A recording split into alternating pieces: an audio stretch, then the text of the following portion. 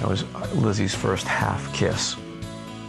We just became friends and started talking and exchanged numbers and hung out a couple times. And it was so weird because he was touring and just always gone. So he would come in town and we'd meet up.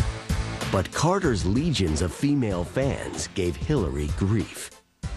Nobody wants their heartthrob to be going out with anybody, because then it makes them not available, really, as if they were ever really available. People get really vicious. So she got a lot of people, saying stuff when she went places. Why are you dating him? I think that's the story with anybody that you date. If they're famous or they're, they have some kind of a following where girls go crazy over them. The flirtation didn't last long. Hilary had her own fan base to please. The 14-year-old TV star took a chance on the big screen. When I booked Agent Cody Banks, that was one of the projects that I never had to audition for. A producer called my manager one day and said, we think that Hilary would be perfect in this part. Is she available? We read the script, and the next morning, I was going to fly to Vancouver and start working on it. We were definitely excited for Agent Cody Banks because it's a really big transition from TV show to movie. Duff began work on the film just as Disney execs pulled the plug on Lizzie McGuire.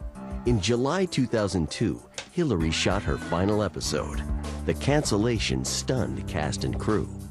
Disney Channel decided that their model was they make 65 episodes and that's it. We had all become a family on set. We had a party and a wrap party and it was fun, but it's definitely kind of a sad thing, especially when you're a kid. As a mother and a viewer, I never wanted the show to end. But the reality was, Hilary was growing up. Disney wanted Lizzie to go to high school in a follow-up series, but a deal never happened. In June 2003, negotiations broke down over money. Still, Hilary wasn't exactly hurting. She was already booked to star in the Lizzie McGuire movie for a cool $1 million. I hadn't been to Italy in a really long time, and I'm like, Lizzie goes to Italy. The hardest part was her, kind of love interest, somebody that didn't seem threatening to her. And I got this tape, and the actor's name was Yanni Gelman, and he was adorable. He played an Italian pop star, this heartthrobby guy who turned out to be a jerk. Kids I meet, they're kind of a little angry at me about it. It's sort of like, you're such a dink for doing that. And I try to explain, it wasn't me, it was just the character. People are very protective of Hilary. They don't like to see people try to, do her wrong. So I'll be atoning for that for a while. In 2003, the tween queen became a 24-karat movie star. That March, Agent Cody Banks raked in $17 million opening weekend. 2 months later, the Lizzie McGuire movie debuted. My favorite moment with Susan was standing next to her at the Lizzie McGuire movie premiere.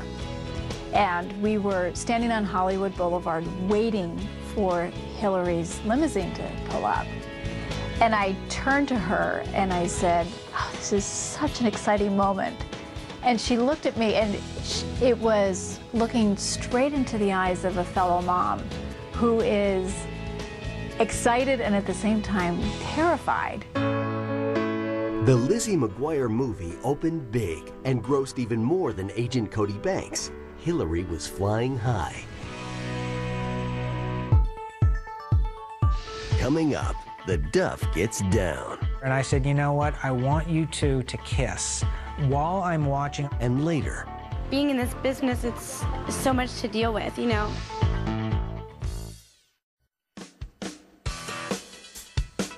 At age 15, Hilary Duff established herself as a Hollywood heavyweight. The former tween queen's resume boasted a top-rated TV series and 2 hit films. Duff was ready to tackle her next challenge. I went to a concert that Disney was putting on. There was all these young performers that were my age, and I was like watching them, that looks like so much fun, and if they can do that, I can do that too, and so I told my mom afterwards, I was like, Mom, I want to be a singer. She was like, oh gosh, here we go again. We're like, all right, did you ever sing before? Yeah. Okay, what do you want to sing? I don't know, I just want to sing. And that's when Andre Drecki came on the scene. We had a 3 or 4 times a week with a vocal coach just so she feels comfortable using her voice. It was really, like step by step from ground up. Making my first album was definitely scary. I think I did not feel like a singer at all.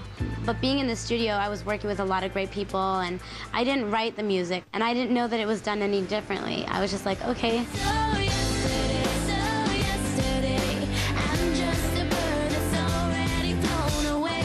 My biggest battle was everybody knew her as Lizzie McGuire. If you said Hilary Duff, they're like, Hilary, and then said Lizzie, oh, yeah. So I said, the first thing I want to work on is getting Hilary Duff out there, because, Lizzie is a Disney brand, and I didn't want to have that Disney stamp on her for the rest of her life. Haven't you heard that I'm gonna be okay? While working on her album, the performer did double duty. Duff went for laughs in the ensemble comedy Cheaper by the Dozen, starring Steve Martin and Bonnie Hunt.